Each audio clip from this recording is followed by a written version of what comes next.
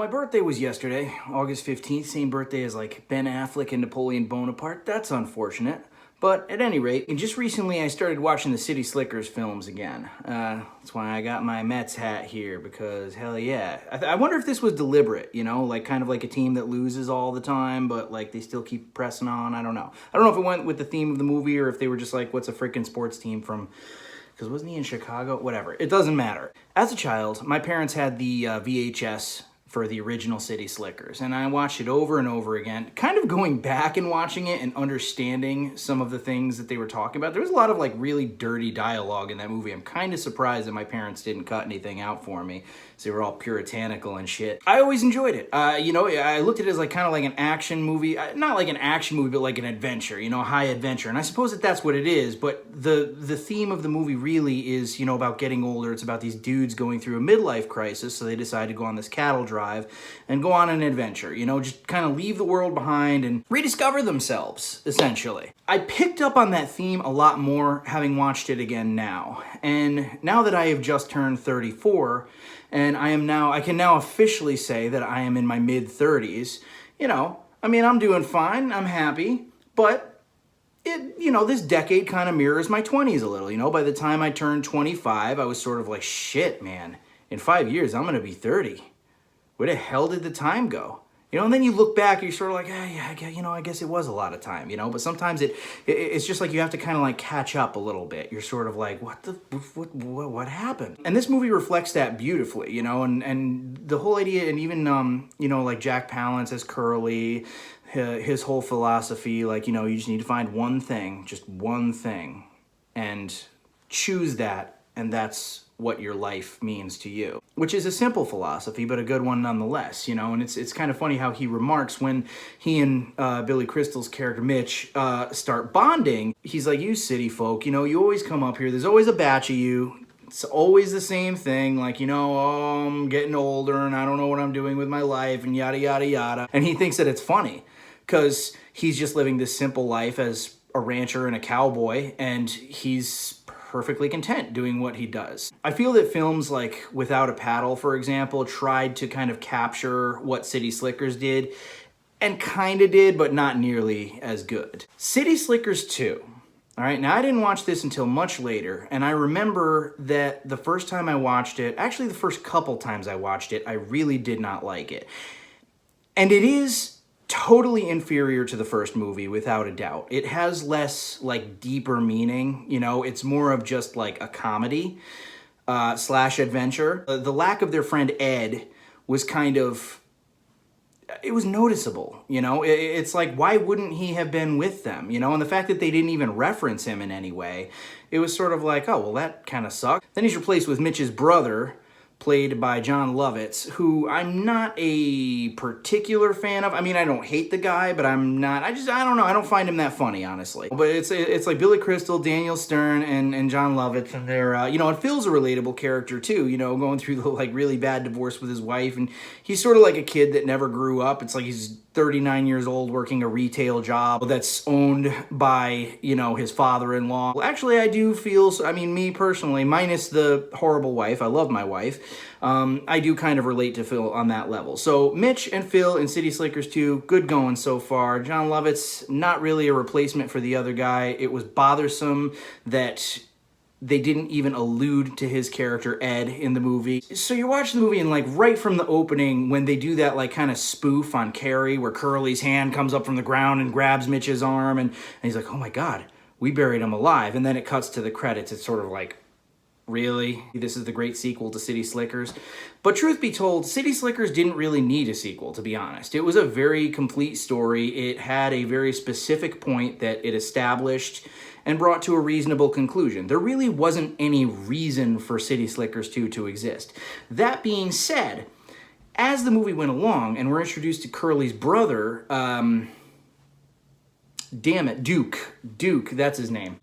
I really appreciated Jack Palance as an actor, because Curly and Duke are very different, and it's kind of funny because Mitch makes a reference. He calls him surf and turf because, you know, Curly was very like land-based. He wanted to do his cowboy thing and just kind of like stay where he'd always been. And, you know, Duke was like this guy who wanted to go out exploring, but he looks and sounds exactly like Curly. And it kind of gave Jack Palance a chance to like ham it up a little bit more. Duke was more of like an adventurer, you know, he wanted to find that gold. He was an explorer. And it was sort of like, it was really interesting because Jack Palance really did play a totally different character. I saw him as a different character. If Duke and Curly were standing next to one another, I'd be able to pick out one from the other. So props to Jack Palance. But yeah, as the second half of the movie goes along and Duke's introduced and they're going off on this adventure looking for the gold, that's kind of really exactly what I look at the movie as. It's just sort of like a fun adventure. Like even at the end when they're in the mine and like the mine cart is going and stuff and there's like all this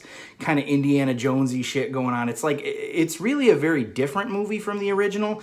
It is not as good. It didn't have to exist, but in its own right, it does have an entertainment value. And I almost kind of wonder if they weren't planning on franchising it, you know, like The Adventures of Mitchie the Kid. It's also like you could compare it to Lethal Weapon. Like the first Lethal Weapon was a really, really good movie. And it was also a really complete story. You find out that Riggs isn't crazy, and once you realize that he's not actually crazy, that's almost sort of like the resolution, you know what I mean? Then you get Lethal Weapon 2, which was a very good sequel and actually did have its own they thought of a good reason for it to exist. Let's put it that way. So Lethal Weapon 1 and 2, really good movies. And then you get Lethal Weapon 3 and 4, which are just freaking ridiculous, okay? Those movies are insane. They're not realistic. They're just dumbass action movies.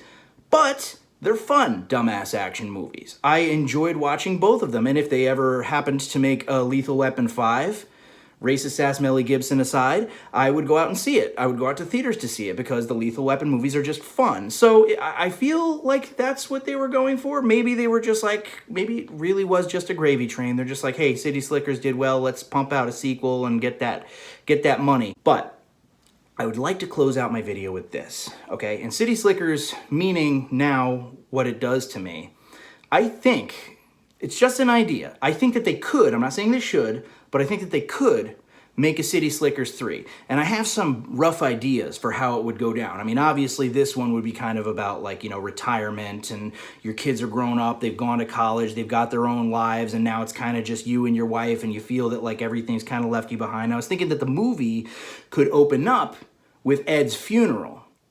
And essentially, there could be some sort of, monologue or speech from Billy Crystal basically saying like, yeah, you know, Ed, he was a great guy. He was untamed, you know? The man just died wanting adventure. You could even have it that he died doing something ridiculous, you know, like he was mountain climbing or whatever and he fell or what have you. And basically, like, they could also kind of establish, like, you know, I mean, he was such an adventurer that, frankly, we kind of had a falling out and we didn't talk for several years, you know, like we didn't talk for the better part of a decade because, you know, we all had our own lives and he just always wanted to go and do something. So right off the bat, you'd kind of have like a little bit of an explanation for City Slickers 2. But also, I mean, I don't know what the exact like journey would be, but it would be kind of like a rediscovery. Now it's sort of like the 75% through life crisis, you know, it's the sort of like, are all my best years behind me? Is it really just, you know, a path to the grave now? Or is there one more adventure in me? You know, and I think that you could produce a movie that had the exact same like deeper meaning that the original City Slickers had. Again, I'm very vague on like what specifically they'd be doing. And the bummer of it is that Jack Palance is dead, as is the actor who played Ed, which is unfortunate, but that's why I would open it up with his funeral. But you could do something else. You know, you can have, it could be a cowboy thing. It doesn't even have to be a cowboy thing, honestly. Although, not for nothing, I think it should, because it would be like, you know, City Slickers 3, Mitchie the Kid rides again, or something, you know, something like that. Just spitballing here. I'm not saying that's actually a good title. But at any rate, I mean, I love those two. I love the first movie, and I like the second one for what it is. But I think, and especially in this day and age with so many like reboots, sequels, and remakeables, I think there would be an audience for something like this. I could be mistaken. It would be an older audience, no doubt, but I think that it could potentially get good box office returns. But I just had that crazy idea and I wanted to talk about it. So that's all she wrote.